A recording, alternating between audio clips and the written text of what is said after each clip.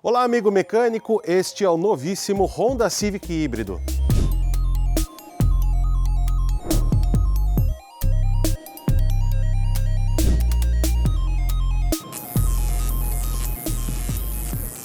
A 11ª geração do Honda Civic não será produzida no Brasil.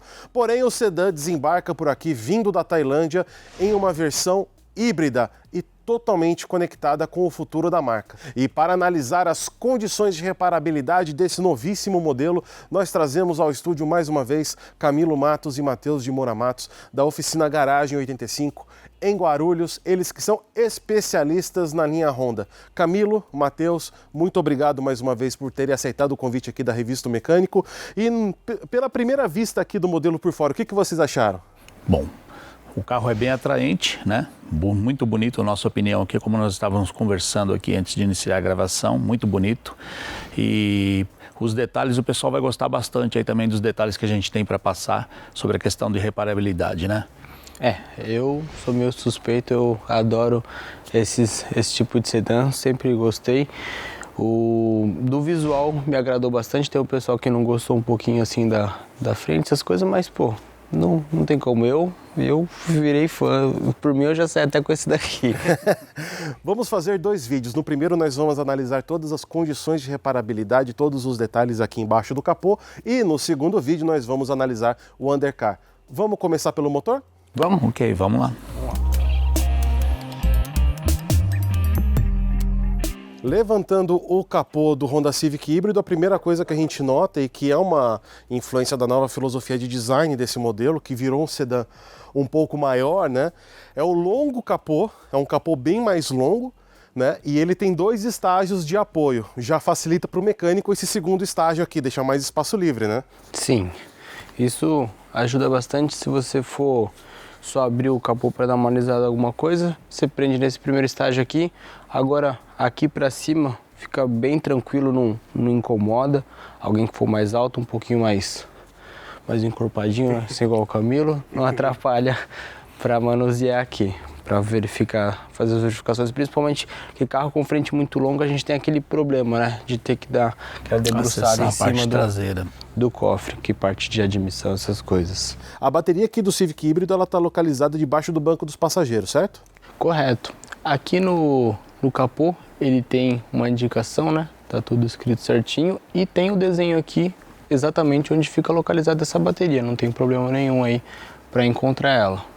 Mas vamos falar do trem de força, que obviamente ele é bem mais complexo do que um sistema convencional. Nós temos um motor a combustão, que é um motor 2.0 que ganhou injeção direta em relação ao que existia no Accord híbrido, e o motor elétrico, né? O motor elétrico ele funciona na parte de tração com 184 cavalos e 32,1 kg de torque, e o motor a combustão ele tem 143 cavalos e 19,1 kg de torque. Porém, o que funciona mais na parte de tração, a própria Honda define, é o motor elétrico. É ele que entra mais nessa função. O motor a combustão, ele tem mais a função de gerador, mas ele também entra na tração quando a demanda de aceleração é maior. E ele tem um outro motor elétrico para geração de energia para a bateria. Porém, essa bateria ela é bem pequena, é uma bateria de 1,4 kWh. Se você for comparar até com outros híbridos, é uma bateria pequena, porém o sistema do Honda ele é feito para ter uma sinergia, né, entre todos esses componentes, de forma que ele seja bastante eficiente. Eles falam que o próprio motor a combustão ele tem uma eficiência térmica de 41%, né, uma eficiência energética de 41%, né, que é bastante alta se considerando o motor a combustão. E a primeira coisa que chama a atenção aqui, obviamente, são os cabos laranja. Vocês já receberam veículos híbridos ou eletrificados de alguma forma na oficina de vocês? Como que vocês veem a reparabilidade aqui no primeiro momento, o espaço no capô, como estão dispostos os sistemas e tudo mais? Bom, nós não recebemos, né? Até hoje não trabalhamos com esse tipo de carro, e pelo que nós vimos aqui, o acesso à manutenção, mais uma vez, se torna bem tranquilo, né?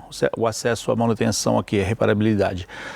As informações, né, que a gente vai ter que tirar aí com o tempo para lidar com esse novo sistema, né? Novo sistema, entre aspas, né, que já tem algum tempo, né? Mas tranquilo aqui pelo que nós podemos ver por cima aqui. No decorrer aí nós vamos passando aí mais detalhes, né? Mas é bem tranquilo, aparentemente uma manutenção bem tranquila, básica, né? Manutenção básica. Outro detalhe de design que influencia diretamente na manutenção, geralmente a gente fala de suspensão mais no final, mas eu acho legal começar porque outras gerações do Civic tinham esse acesso superior do coxim coberto justamente pela grelha e pelo para-brisa. Como esse para-brisa foi um pouco recuado e inclinado, né, ele liberou esse espaço aqui para o acesso da suspensão, né, o acesso superior aqui da fixação da torre de suspensão dianteira. Como que vocês analisam essa situação de reparo? Mais um ponto bom, porque acesso aos amortecedores aí, sem ter que interferir na parte da churrasqueira, mesmo porque os modelos mais antigos, você de tanto desmonta e monta essa parte, acaba danificando, né? Tira muito e põe muito, acaba danificando. Foi mais um item aí que facilitou bastante para a manutenção. Já vinha nos geração 10, né? Geração 10 e nos antigos geração 7, aí voltou nessa geração, então já facilita bastante também o acesso à parte de suspensão aí. E aí do lado de vocês, vamos falar do ABS, sistema de ABS está bem próximo aí de vocês e a climatização. O que vocês analisam aí nessa região de acesso aos elementos aí de reparo? Bom, aqui tá bem tranquilo a parte do reparo do ABS aqui, acesso ao módulo, tá? Inclusive o reservatório do fluido de freio tá aí, mas o cilindro mestre tá desse lado aqui, tá? Ele dá essa voltinha aqui. Aquele sistema que a Honda já utilizava de um reservatório, vamos dizer um subreservatório, a gente encontra aqui. O que pra gente auxilia muito na manutenção corriqueira, porque principalmente lá na oficina a gente tem esse costume de desmontar os reservatórios para tirar, para fazer a limpeza fora, né? Que fica, principalmente para o fluido de freio, para tirar a contaminação é melhor. Fica tranquilo de precisar de acesso aqui para a parte do módulo do ABS. Climatização também, parece ser bem tranquilo, tanto que se eu quiser colocar minhas duas mãos aqui do lado, entra tranquilamente. Precisar mover, a gente sabe que essas mangueiras do sistema do ar-condicionado, né? Às vezes você acaba tendo que colocar um pouquinho para um lado ou para o outro, mas a fixação aqui, ó, é bem tranquilo, tirando essas fixações aqui e esses grampinhos plásticos, você consegue maleabilidade aqui tranquilo para poder mexer na parte do ar-condicionado. E as válvulas de serviço, obviamente, aqui também bem fácil, acesso aqui da linha de alta e de baixo. O fluido de freio que você mencionou, né, embora seja um veículo novo, né, bastante atualizado e com muitos recursos de segurança, curiosamente ele aceita fluido DOT 3 ou 4 no sistema de freio dele. Por um lado é positivo, né, porque facilita a manutenção e a acessibilidade, falando aí monetariamente falando, né, porque você não precisa comprar um fluido mais caro, mas é curioso que um veículo desse tamanho, agora que o Civic tem mais de 4,65 m, né, então ele ainda suporta um DOT 3 ou 4.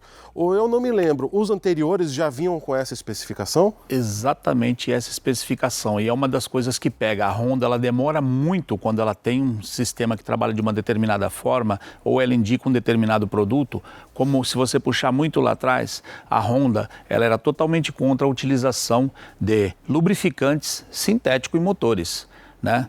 E nós já fomos muito criticados por causa disso aí, porque o pessoal achava um absurdo a gente trabalhar com um óleo de motor sintético, sendo que, por exemplo, há mais de 4 anos que nós não utilizamos nem DOT 3, nem DOT 4 mais, em linha nenhuma, em carro nenhum. Todos os Honda que entram em nossa oficina para serviços, utilizamos DOT 5.1, que é um excelente fluido, ou seja, você pode colocar algo que seja, né, mais evoluído, né, que vai trazer só benefícios para o sistema, de maneira alguma vai danificar, vai prejudicar nada. No caso, você pode substituir pelo 5.1, mas tem que ficar esperto com o DOT 5, que é base diferente, né? Isso, por isso que eu coloquei DOT 5.1, não confundir com o DOT 5, que é a base de silicone, né? Exato. É a base de silicone. Esse não pode ser utilizado, o DOT 5 não. Não pode ser utilizado, tem que ser um sistema específico para trabalhar com esse tipo de fluido. Você mencionou óleo de motor, então a gente já pode ir para ele. Você falou de óleo sintético, a Honda recomenda para o motor a combustão óleo sintético 0W20 API SN ou superior o óleo Pro Honda que eles têm na linha. Ou seja, um dos óleos menos viscosos aí disponíveis no mercado, né? Certo, exatamente. E certinha, a correção que eles fizeram no decorrer do tempo aí foi essencial realmente para a melhoria do funcionamento dos próprios motores. Pararam com aquela ideia de óleo mais viscoso protege melhor o motor, porque isso é uma ideia muito, como é que eu vou colocar, retrógrada, posso falar? Fazia parte aí de uma tecnologia mais antiga, motores com mais folga talvez aceitassem, né? Sim, mas se você for analisar motores antigos, motores de geração anteriores, como geração 8, geração 9, geração 7 até, trabalham tranquilamente, os motores Honda são excelentes, trabalham tranquilamente com um fluido, com um óleo de viscosidade mais baixa, tranquilamente. Lembrando que a Honda, assim como outras montadoras, elas atualizam as recomendações dela de lubrificante, né? Então, às vezes, o que está no manual de um veículo 2004, de um veículo 2002, já está atualizado pela montadora, seja em comunicado técnico no site, seja nas concessionárias. Então, para os proprietários de veículo que têm dúvidas sobre qual óleo aplicar no veículo, é sempre bom consultar a fabricante do veículo para ver se essa recomendação foi atualizada. Isso acontece não só com a Honda, mas com muitas outras marcas de automóveis. A tampa de enchimento do óleo está bastante aparente aqui, né, na tampa de cobertura do motor aqui do cabeçote, porém a vareta ela está disfarçada ali de laranja, disfarçada ali de sistema híbrido. O pessoal tem que tomar um pouco de cuidado na hora que for mexer nessa vareta, né? Sim, com certeza, exatamente. E aqui já temos um aviso também para tomar o cuidado, para não haver o contato com a parte metálica lá, que provavelmente estará muito quente, né? A Honda tem feito essa observação, né? Dentro dos cofres de motor de geração de calor, isso em praticamente todos os motores, desde o HRV, no City também tem essa mesma observação, então é uma observação de reparação. Também tem a espuminha ali na vareta, então o mecânico que for mexer tem que tomar bastante cuidado. Já que a gente está falando de geração de temperatura, arrefecimento, que é sempre um tema diferente para a gente tratar aí na Honda, que tem um sistema bastante peculiar, aí, diferente das outras montadoras, né, particular aí as marcas asiáticas. E aqui tem um sistema com 2 reservatórios, né? Tem o reservatório que está bem mais aparente, né? Provavelmente, eu quero a opinião de vocês, que é o do sistema de arrefecimento do motor a combustão, e um outro aqui, né, um outro reservatório que ele é destinado ao inversor do sistema híbrido. Primeiro, do motor a combustão, como que vocês analisam essa região do radiador na questão de reparabilidade? Maravilhosa, maravilhosa, porque a Honda melhorou bastante realmente a acessibilidade aí, a verificação de nível, né? E como o Matheus tinha colocado já, a retirada do reservatório para fazer uma limpeza, uma troca de fluido. Então, isso aqui, nota 10 para a Honda. O do inversor ali, ele parece que fica até um pouquinho mais escondido, mas a gente tirando aqui essa parte da caixa de ressonância, fica bem tranquilo também o acesso, tanto para verificação aí, tudo certinho. Lembrando que ali a gente tem o reservatório já com a tampa, que é a válvula, né? E aqui a gente tem a válvula no radiador, né? A tampa no radiador com o reservatório aqui auxiliar, de acordo com a variação de pressão do arrefecimento, ele varia o nível desse reservatório, né? Que obviamente eu não sei se todo mundo tem o costume, né? Mas é sempre verificado frio, que o pessoal tem o costume de verificar o carro quente e aí às vezes esse fluido vai estar fora de nível. O pessoal completar com esse carro aqui um pouquinho quente vai dar bastante diferença, vai começar a transbordar e você vai achar que está vazando. Lá é bem comum de chegar esse tipo de caso. Então a recomendação aqui é sempre trabalhar com o arrefecimento frio para medição de nível, né? Não considerar o nível com ele quente, correto? Exatamente, com ele totalmente frio mesmo, porque até um pouquinho morno, por conta da pressão do sistema, vocês vão ver uma variação aqui nesse mínimo e nesse máximo, tá bom? A gente deixa sempre ali no máximo bonitinho, mas se você parou o carro, por exemplo, funcionou que seja um pouquinho, fui no mercado e voltei, tranquilo, na hora que você vê já vai ter dado uma diferença. Ainda mais que esses carros, a prioridade é sempre chegar na temperatura de operação o mais rápido possível, né? Então o trajeto, por mais que seja curto, ele vai sempre já tá próximo de uma temperatura de serviço. E aí, dá para completar com água de torneira esse sistema? Infelizmente, já é uma coisa que já não dá bastante tempo, né? Se eu não me engano, de cabeça aqui, a proporção do fluido original Honda é 40-60, né? 40-60. 40-60 desse pronto uso que vem já no galão pronto, a própria Honda fornece, tá certo? Obviamente a gente não consegue ter o mesmo sistema de arrefecimento para os dois, tanto para a parte do inversor, tanto para a parte do motor a combustão, porque tem que trabalhar em temperaturas diferentes. Lembrando sempre que fluido de arrefecimento não é para deixar o carro frio, né? É para deixar na temperatura de operação dele, tá certo? E proteção, então, né? O motor a combustão trabalha numa temperatura e o inversor vai trabalhar em outra. Por isso a gente não pode, são sistemas diferentes. E obviamente, gente, água de torneira nunca pode ser utilizada porque vai agredir o sistema. E se o pessoal antigamente já tinha problema de achar cara aí uma junta de cabeçote, uma plana aí por conta da água de torneira, eu acho que o inversor vai ser um pouquinho mais caro. Um pouquinho só, né? O prejuízo vai ser um pouquinho maior. Falando aqui da região da exaustão, a sonda lambda mais aparente impossível e é uma sonda lambda de banda larga, 5 fios, certo? Correto.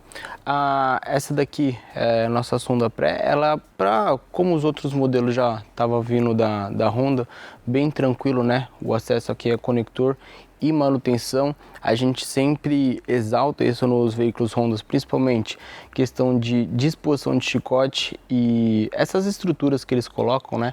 Porque isso daqui você vai pegar um carro que, se for feita a manutenção de maneira correta, manuseio correto, daqui 10, 15 anos o chicote vai estar passado do mesmo jeitinho aí, tudo bonitinho. Se precisar fazer um diagnóstico, é fácil você desconectar ou espetar, por exemplo, uma agulha de um osciloscópio ou para fazer a medição de um multímetro. O acesso totalmente tranquilo. Agora, a da sonda pós eu não consegui nem dar uma visualizada aqui por cima. Eu consigo vê-la aqui embaixo. Se a gente olhar bem aqui embaixo, ela está com um chicote coberto em verde. Dá para ver bem ela aqui embaixo, aqui, ó. Se a gente se aproximar. Bem escondidinha. Bem escondida. Dá para ver sim. Do meu lado aqui, ela passa bem por trás do cabo laranja aqui, do laranja do híbrido. Entendeu? Ela um pouquinho, então, acho que para verificar, ainda é de fácil acesso, né? Só o chicote, acho que para a gente fazer o manuseio, a gente teria que tirar essas partes aqui. Como a gente já falou, na Honda, bem tranquilo, essas travinhas aqui, ó, puxou a binha, levantou, isso aqui não tem nenhum impedimento, não tem segredo, você fazendo tudo bonitinho e com cuidado, essas travinhas aí a gente pega carro aí com 10, 15 anos que estão inteiras. Uma coisa que é legal a gente observar é que o principal motivo da gente ter veículos híbridos é justamente para diminuir emissões veiculares, né, no ambiente. Então, não só o sistema elétrico é adicionado ao veículo, como o próprio motor a combustão que aqui ainda existe, ele tem que passar por vários processos de redução de emissão de poluentes, né? Inclusive do tratamento de gases, o famoso EGR nesse caso aqui. Ele tem uma válvula EGR bastante aparente e ele tem uma particularidade aí de resfriamento, certo? Sim, logo aqui na frente a gente consegue ver as duas tubulações que saem ali já do cavalete ali de onde vai a termostática, onde está o sensor de temperatura, que circula por ele, tá certo? Então é para esses gases que vão ser requeimados, abaixa um pouco a temperatura deles, né? Que a gente sabe que a temperatura do ar mais baixa melhora o aproveitamento lá na queima dos gases, tá certo? É um sistema sempre pensando, esse motor que já foi pensado nisso, né? Esse ciclo aqui, ele visa aquele menor desperdício da energia, né? Então é por isso que a gente vê esses dados aí de eficiência desse conjunto aqui. Eficiência térmica. Que casou bem, entendeu? Pelo menos pelo que a gente deu uma olhada aí de review, que a própria Honda passou, é que a eficiência aqui desse motor é bem grande. Os números de consumo, né, divulgados aí no padrão em metros são bastante satisfatórios mesmo considerando que é um modelo híbrido, né, mas para um veículo desse tamanho e com o desempenho declarado que ele tem um desempenho maior do que os antigos Civic Touring e ele consome é a mesma coisa que um City 1.5 aspirado ou até melhor, dependendo da condição, principalmente na cidade. Mas Camilo, com relação ao EGR, outros modelos da Honda já tinham um sistema de EGR bastante aparente, né? Sim, dessa forma, com a válvula, né? A Honda, como eu tinha comentado com você antes, a Honda em uns modelos ela instala, em outros ela tira. Aí o pessoal tem aquele hábito de o meu carro não tem EGR, ele não tem a válvula do EGR, porém o sistema de requeima de gases, né? E ele tem nos Fit, nos City, até nas gerações anteriores, por exemplo, geração 7 também, ele tem um outro sistema que o pessoal desconhece totalmente, mas ele tem um sistema de requeima de gases também acoplado no motor. Sempre para aumentar a eficiência energética, reduzir a emissão de poluentes e também, de certa forma, o consumo de combustível. Outro detalhe aqui que a gente pode citar com relação à injeção direta, que é uma novidade do motor a combustão, aqui com a capa a gente não consegue ver nem bomba de alta, nem nenhum sistema dele, né? Essa capa aqui já não é igual a das gerações anteriores, né? Aquela capa plástica, ela já é aquela mantinha acústica, porque a bomba de alta vai estar aqui, ó, nessa altura, aqui. Depois a gente pode tirar para visualizar melhor, mas a gente só consegue ver a bomba de alta. A parte já que vai para alimentação dos injetores, essas coisas, é bem escondidinho. A gente provavelmente vai ter que desmontar toda essa parte aqui atrás. A gente não conseguiu nem visualizar para falar para vocês, tirando isso daqui já dá. Não conseguimos visualizar. O acesso ali parece estar um pouquinho mais chatinho, um pouquinho mais restrito. Tá certo? Vamos tirar a manta aqui para a gente dar uma olhada melhor? Vamos sim.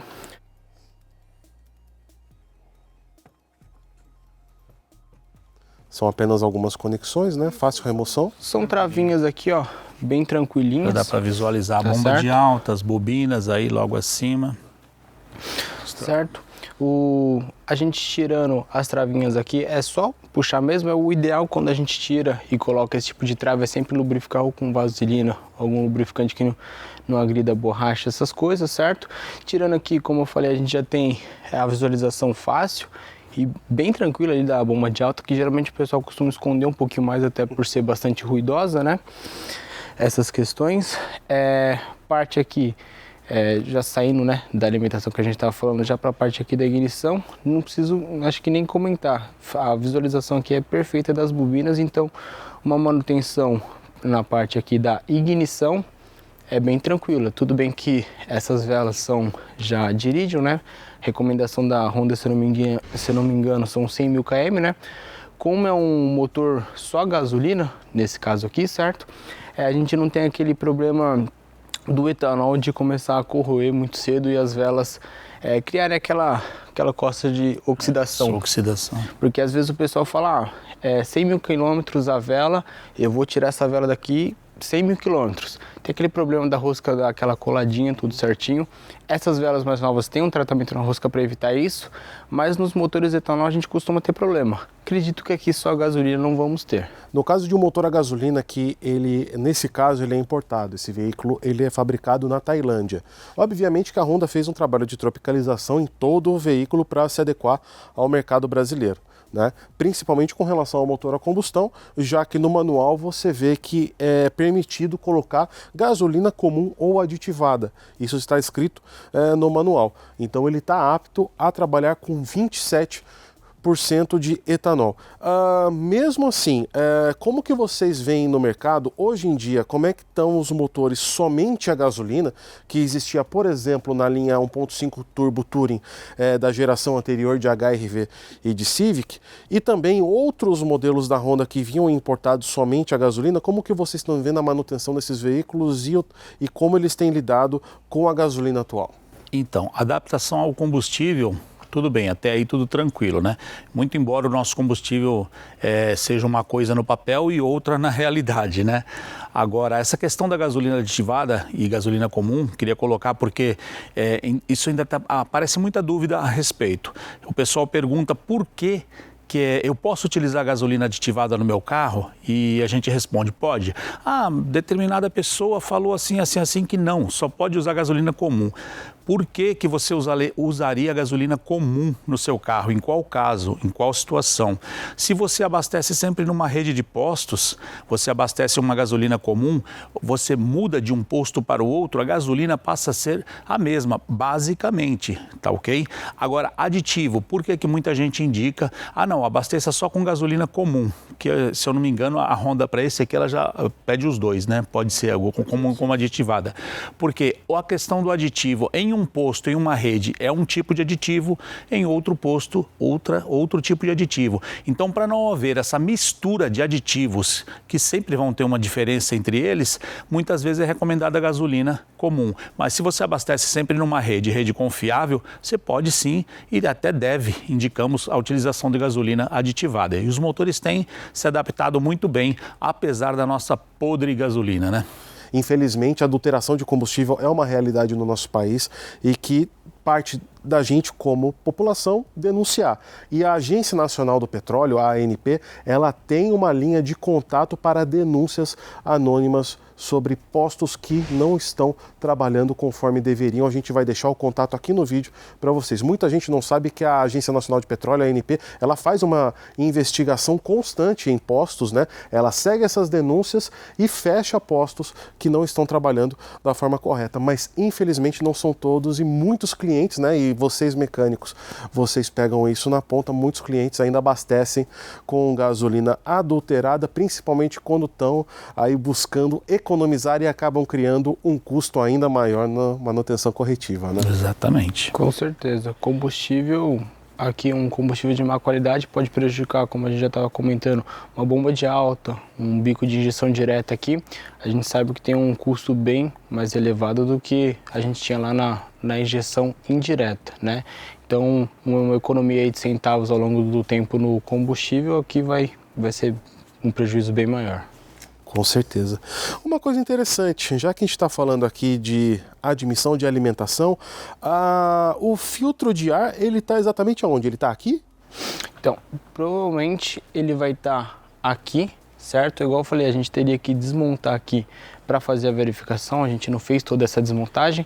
O que faz mais sentido por conta do que? A gente tem aqui a caixa de ressonância, alimentação. Aqui, como a gente tem um MAF, né? Ele tem até uma setinha aqui de fluxo, tá? O filtro de ar aqui, o corpo de borboleta, vai ficar após esse MAF aqui, tá bom? Então, provavelmente ele vai estar enfiadinho aqui, tirando essa mangueira. Parece que é uma trava bem tranquila de sair, tá certo? Mas a gente não chegou a desmontar, como é um carro que vem pra a gente fazer a visualização, a gente sai desmontando. Não temos autorização, infelizmente, para ir tão além. A gente pode tirar a capa aqui, mas a gente não pode ir além. Porque realmente, você imagina, né, a princípio, né, que ele esteja aqui. Mas aqui embaixo está o inversor e aqui está muito estreito, né, muito pequeno para ter um filtro aqui. Então você imagina que ele esteja nessa região, a gente não conseguiu visualizar. Exatamente, aí é só a caixa de ressonância e o filtro provavelmente vai estar aqui. Como a gente já comentou, a gente não tem essa autorização de fazer essa desmontagem para verificação, então fica mais na suposição. E também não temos o manual de serviço ficar restrito somente à concessionária, né? O nosso objetivo aqui no Raio X é justamente trazer essa primeira impressão, né, dos mecânicos especialistas para você que está nos assistindo, justamente prestar atenção nesses detalhes. A gente já sabe que filtro de ar é uma questão que a gente já vai ter que ficar atento quando esse veículo começar a chegar nas oficinas do Brasil. Acho interessante também ressaltar, pessoal, o cuidado, sempre ressaltar o cuidado que deve-se ter na hora de uma desmontagem, porque como o Matheus colocou, essas travinhas, por exemplo, do sistema ali da ignição, das bobinas, gente, ali com o tempo, rapidamente, por trabalhando numa parte ali que trabalha com muito calor, rapidamente elas se ressecam. Então, uma dicasinha, na hora de desmontar, de tirar um chicotezinho desse de bobina, uma espraiadinha leve, com uma vaselinazinha, spray ali, ela solta tranquilamente. O pessoal tem a mania de ficar apertando e puxando, e aí a gente fica maluco, porque os carros chegam na oficina já com um monte de peças quebradas, carros novos, tá? Carros com pouco tempo de uso. Então, o cuidado sempre na hora de desmontagem.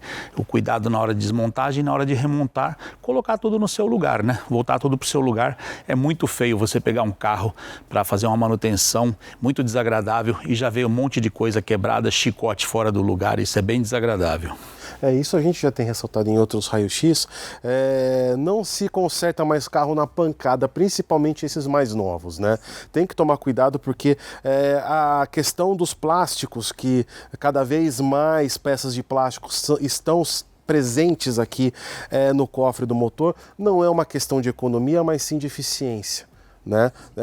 E também esses plásticos de engenharia, eles evoluíram muito com o tempo, mas não é por causa disso que você vai desmontar de qualquer jeito, vai sair puxando de qualquer jeito, né? Principalmente conector de peças eletrônicas aí, sempre ter um cuidado, ver, às vezes precisa de uma chavinha, né, para você soltar uma trava para depois puxar, né? Então sempre ter esse cuidado. Não é que os carros estão mais frágeis, mas sim nós aqui na ponta, né, na manutenção automotiva, temos que nos adaptar a novas tecnologias também, né? O tempo de outros motores, né, que todo mundo adora, né?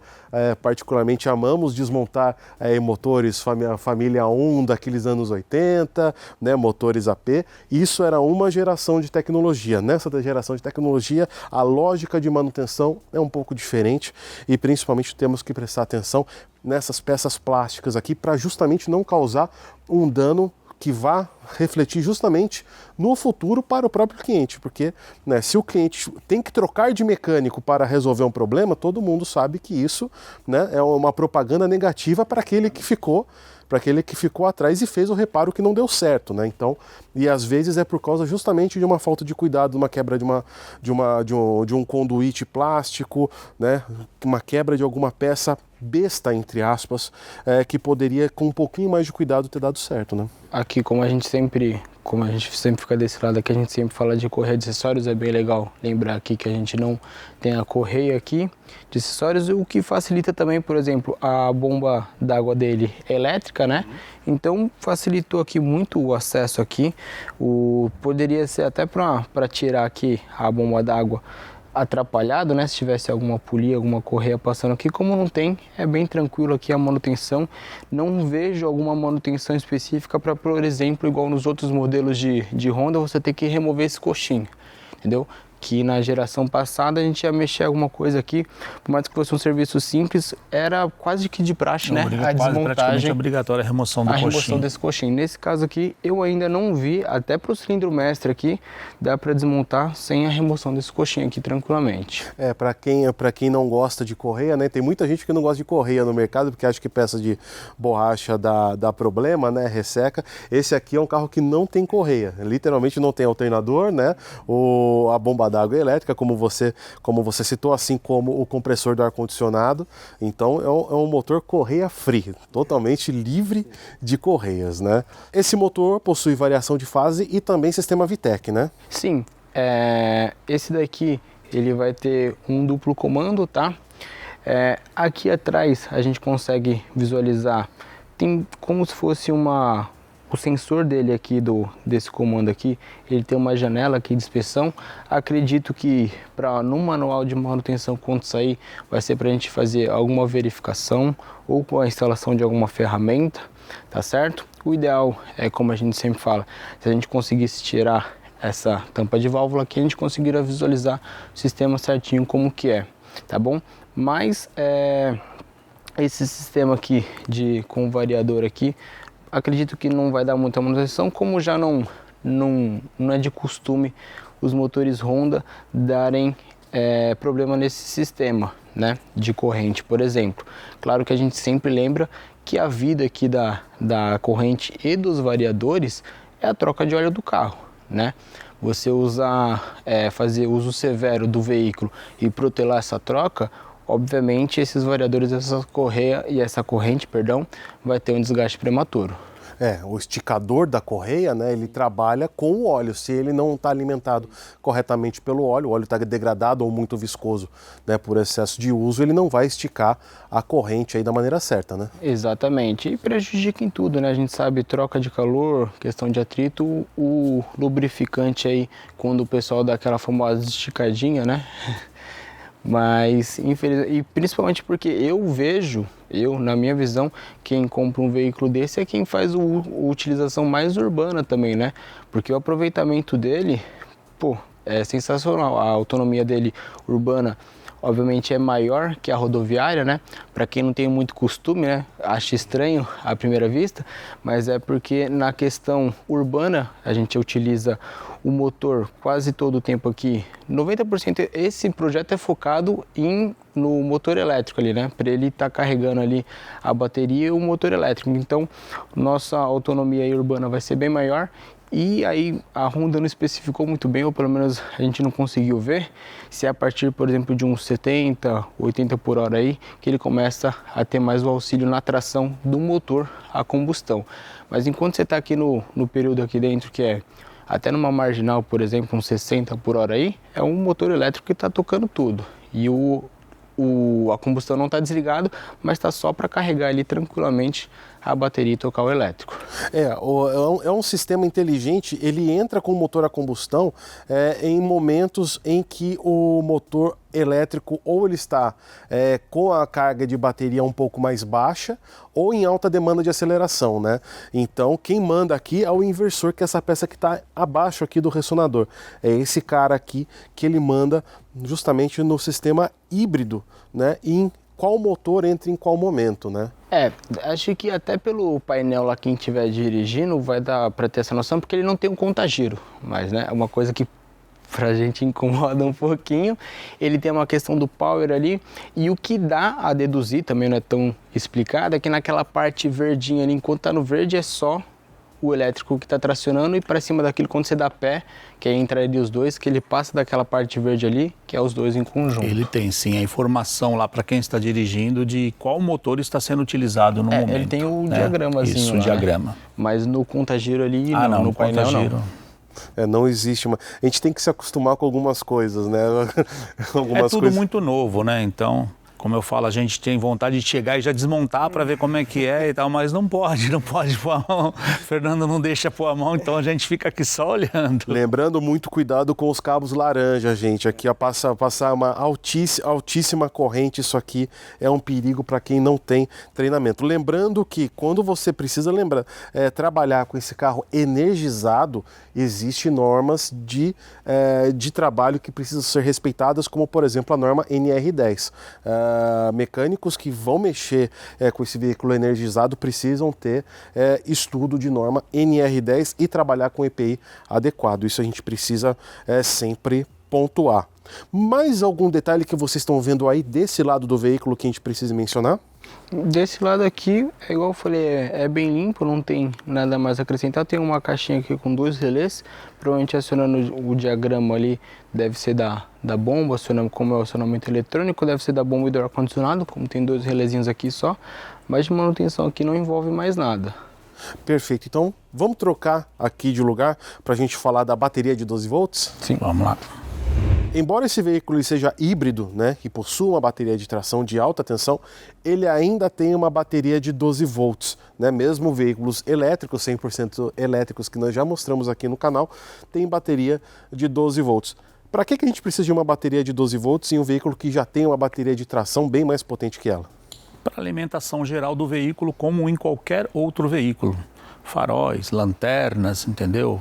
Toda a parte elétrica do carro, som, eletrônica, desculpa, seria alimentação direto por essa bateria, né?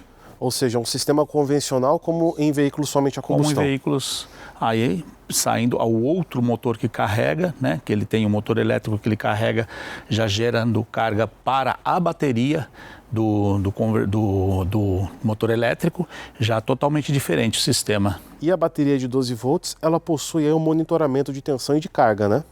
Sim, é uma bateria comum, certo? Não é uma bateria AGM, porque o veículo não tem a opção do start-stop, né? Então não há necessidade. Então, como a gente já comentou até em outros modelos, vai ficar ali no polo negativo por conta de acordo com o consumo de corrente, né? Que é consumo elevado de corrente, queda de corrente, ele faz esse monitoramento, porque como a gente já vem, isso já há algum tempo, né? Todo o sistema de injeção eletrônica ele é totalmente monitorado, entendeu? Então, qualquer alteração que tiver aqui na bateria poderia influenciar totalmente no funcionamento. Então, é primordial que ali no polo negativo, né, na saída dos elétrons ali no princípio, a gente esteja fazendo essa verificação para não ter nenhum problema no restante da eletrônica. E também o módulo da injeção está ali ao lado, né? Sim, a parte elétrica aqui ficou bem separadinha, né? Bateria, o módulo aqui protegidinho e a caixa de fusíveis aqui, né? Ficou tudo bem próximo aqui, tudo bem tranquilo e bem protegido. A caixa de fusíveis ela é fácil de abrir também, né? Ela tem só 2 travinhas, né? É, 2 travinhas aqui, ela abre uma portinholazinha para cima, certo? Não tem muito segredo, vamos por assim dizer. Maravilha. Só o que fica um pouco complicado talvez seria uma manutenção nos faróis nessa região aí, né? Porque está bem próximo o módulo, né? Então, provavelmente aqui na manutenção dos faróis, a gente vai ter que pelo menos soltar, né? Porque ele tem a fixação aqui do módulo, ele é bem fixado, né? Tanto aqui, essa fixação aqui, tanto a que tem ali do lado. Se a gente conseguir ter essa parte aqui, ó, a gente vai ter que desmontar aqui de cima do suporte da bateria e colocar ele um pouquinho pro lado. Eu, que tenho relativamente uma mão pequena, já entra aqui meio que dando aquelas arranhadas. Se fosse, por exemplo, o Camilo, com certeza não conseguiria. A mão não entraria ali nem os dedos. Então tem que tomar cuidado especificamente com o farol esquerdo. O direito aqui ele tem bem mais espaço se você precisar fazer uma troca aqui no sistema de iluminação. Aí também nessa região a gente está vendo o inversor aí próximo a vocês, também outro cabo, né, aí do sistema de alta tensão aí da bateria. E quais outros pontos que a gente pode observar? Já falamos do reservatório de fluido de freio, que na verdade ele é um reservatório que fica do lado esquerdo, mas aqui do lado direito é que fica o cilindro mestre e o servo freio, né? Quais outros pontos que vocês acham interessante da gente comentar aí nessa região? Bom, sempre ressaltar, né? Principalmente a questão aqui da parte, o que está de laranja é alta tensão, certo? Vou precisar remover a caixa de ressonância aqui, tudo certo, tá bom? Mas sempre tomar o cuidado, a gente sempre tem que estar utilizando EPI, essas coisas. Claro, essa parte aqui é isolada, na teoria eu posso chegar aqui, colocar a mão, tudo bonitinho, mas daqui quantos anos esses carros vão chegar lá na oficina, entendeu? Para quem já trabalhou com elétrica, eu já trabalhei no elétrico, inclusive quando você vai tirar a certificação, por exemplo, um NR10 que a gente tem que ter para mexer aqui, o próprio instrutor, a confiança é sempre, a gente tem que ter confiança na gente, depois no equipamento, então a gente se assegura de tudo antes de mexer. Era para estar isolado aqui? Era, mas se alguém chegou, já torceu esse condutor, alguma pessoa, por exemplo, foi fazer uma alavanca aqui para retirar essa caixa de ressonância, se ela agrediu uma isolação de um condutor, o mais prejudicado pode ser você que está com a confiança, né? Eletricidade, assim como a mecânica já é perigosa, eletricidade é pior porque a gente não está vendo, né? Então é uma questão bem perigosa aqui, só essa questão, claro que o comum aqui da eletrônica, fica até um pouquinho mais aparente o borne, essas coisas, não tem problema nenhum você colocar a mão, entendeu? Ignição, hoje a gente já não tem mais aquele famoso problema de tomar aquele tranco no cabo de vela, né? Mas aqui corre risco real de vida, né? Então sempre atenção redobrada. Não é brincadeira e precisa de treinamento. Por isso nós fazemos esse trabalho de mostrar como é a mecânica, né, e como é a tecnologia de um veículo híbrido, e também fazer essa observação que não é para sair desmontando o veículo sem o conhecimento. Por outro lado, a gente pode também observar uma outra coisa. Muita gente acha que veículo híbrido vai ter um problema, né? Veículos eletrificados vão ter problemas quando eles se envolverem em acidentes de trânsito muito graves, que vierem a destruir o carro, né? E deixar expostas essas partes de alta tensão. E aí é um negócio legal da gente observar que não é bem assim, que ele já tem um sistema de segurança que desativa a alta tensão em caso de colisão, certo? Exatamente. Fora que se a gente pegar, por exemplo, uma estrutura de uma bateria, essas coisas, a gente vai ver que é muito reforçada para essa questão e é mais maleável, tá? Para não ter um vazamento de ácido, alguma coisa, qualquer problema. E é o que o pessoal sempre falou, né? Quando começou a lançar, o pessoal falava, tem que treinar bombeiro, essas coisas, porque senão vai socorrer uma pessoa e toma um choque. Muito pelo contrário. Antes da montadora colocar uma tecnologia dessa no carro, ela tem que passar por uma série de aprovações, que a gente vê aí em crash test, essas coisas, tudo isso é verificado. Claro que, por exemplo, aí desse lado onde está passando para a bomba d'água, compressor, tem um conector. A pessoa, se tiver passando corrente, é igual você tirar uma tomada lá de um aparelho que está em funcionamento na sua casa. Na hora que você tirar, vai gerar centelha, porque está passando uma corrente elétrica, entendeu? Isso pode ser perigoso, entendeu? A pessoa não sabe o quanto de tensão está ali, a pessoa simplesmente vai desmontando e tirando o conector. Igual você falou, sai desmontando. Isso não pode. Segurança, hoje a gente tem o próprio sistema, em detectando essa colisão, vai acionar obviamente airbag, essas coisas, e o sistema da alta tensão é para ser cortado. É para, na teoria, na hora que tiver a colisão lá, você puxar um cabo desse aqui e estiver totalmente isolado, zerado. Perfeito.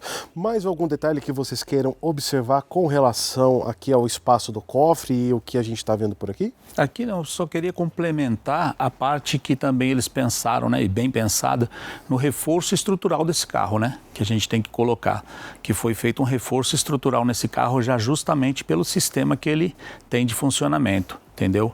Então ele é um carro bem mais robusto, estrutura muito mais resistente, né? O que pode ajudar aí também numa questão de um acidente, como a gente coloca, o pessoal tem muito medo disso. Acidente, nós já vimos casos aí de vídeos aí que o pessoal bateu o carro e deu problema nas baterias e o carro explodiu, pegou fogo, entendeu? Então o pessoal acaba ficando com aquele, pô, eu não vou ter um carro híbrido porque se bater vai explodir tudo. Não é assim dessa forma, mas tem que ser preparado o carro para isso. E esse aqui foi preparado, né? Por enquanto, gostaram do carro? O que vocês acharam? Eu adorei. Se der a chave na minha mão, eu já saio, eu já volto para casa com ele. Maravilha. Então assim a gente encerra a nossa primeira parte do raio-x com o Honda Civic híbrido e nós vamos levantar o novo sedã da Honda em nosso elevador. Mas isso nós vamos fazer em nosso segundo vídeo, onde nós vamos ver tudo sobre o undercar desse lançamento aqui para vocês. E se você gostou desse vídeo, curta, compartilhe e se inscreva no canal O Mecânico. Até a próxima!